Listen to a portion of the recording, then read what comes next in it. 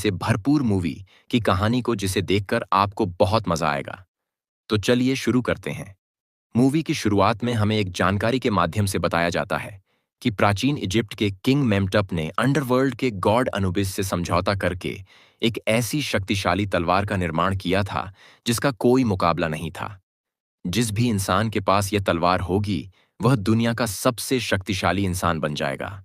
और जिस भी इंसान को इस तलवार से खत्म किया जाएगा उसकी आत्मा एक जादुई किताब के अंदर कैद हो जाएगी जिसका नाम बुक ऑफ सोल्स है।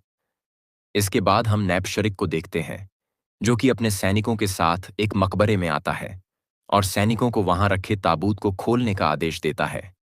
दरअसल नैपशरिक उस तलवार को प्राप्त करना चाहता था, लेकिन तभी मेनपोर नाम की महिला उसे उस तलवार को लेने से रोकती हैं और उससे कहती हैं कि यह तलवार श्रापित है।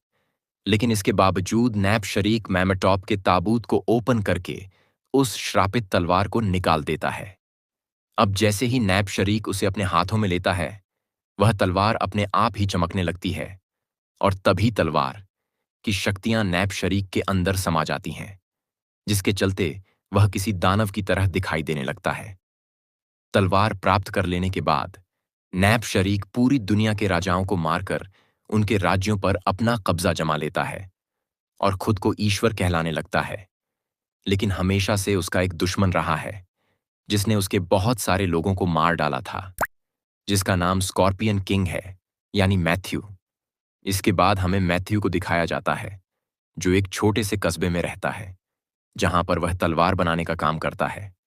वही हम एक छोटे बच्चे को देखते हैं जिसका नाम एविल है और वह बड़ा होकर मैथ्यू जैसा योद्धा बनना चाहता है।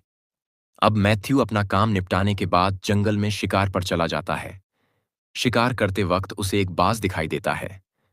दूसरी तरफ गांव में एविल अपने दोस्त मैथ्यू के लिए कुछ खास बनाने की कोशिश कर रहा होता है कि तभी उस गांव में नैपशरीक की सेनापति खेंसा अपने कुछ सैनिकों के साथ आकर गांव के लोगों से स्कॉर्पियन किंग के बारे में पूछती हैं, लेकिन गांव के लोग उसे कुछ भी नहीं बताते हैं। तब खेंसा के सैनिक पूरे गांव में आग लगा देते हैं और लोगों को मारने लगते हैं। तभी वहां पर मैथ्यू भी आ जाता है और उसे देखते ही खेंसा के सैनिक उस पर अटैक करने लगते हैं। अब मैथ्यू भी उनसे फाइट करने लगता है और खेंसा के सैनिकों को एक एक करके मारने लगता है। मैथ्यू उन सैनिकों पर भारी पड़ रहा होता है कि तभी उनमें से एक सैनिक मैथ्यू पर तीरों से अटैक करने लगता है, जिससे मैथ्यू बहुत घायल हो जाता है। यह देखकर एविल मैथ्यू की तरफ भागता है, लेकिन तभी खेंसा उसे पकड़ लेती हैं और उसके गले पर चाकू रखकर मैथ्यू को बताती हैं कि उसने